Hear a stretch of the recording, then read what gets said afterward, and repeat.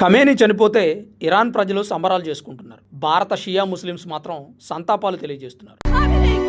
خامنه‌ای من الشعر تا شعر أقل بشعر تاج بشعر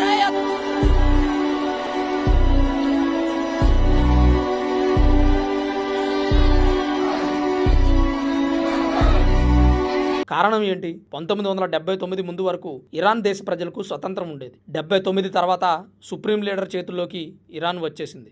79 వరకు పెహ్లావీ వంశానికి చెందిన మహమ్మద్ రజా రెండవ షా ఇరాన్ని పరిపాలించేవాడు. అమెరికాతో పాటు అనేక దేశాలకి అతను మిత్రుడిగా ఉండేవాడు. 1979లో ఇస్లామిక్ విప్లవం వచ్చిన తర్వాత రెండవ షా దేశం విడిచి పారిపోయాడు. ఆ తర్వాత ఇరాన్ ఇస్లాం రిపబ్లిక్గా మారింది.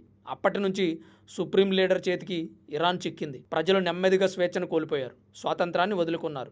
అతను ఒక రూలర్ లాగా వ్యవహరించేవాడు. మహిళల వివాహ వయసును 9 సంవత్సరాలకు తగ్గించేశాడు. హిజాబ్ ధరించడం తప్పనిసరి చేశాడు. మహిళలు చదువుకోవడానికి అవకాశం లేదు. అందం మీద, అలంకరణ వస్తువుల మీద దృష్టి పెట్టకూడదు. సింపుల్గా చెప్పాలంటే అతను ఒక నియంత. అదొక నియంత రాజ్యం. అందుకని ఖమేనీ మరణించడంతో ఇరాన్ మహిళలు ఎక్కువగా సంబరాలు చేసుకుంటున్నారు.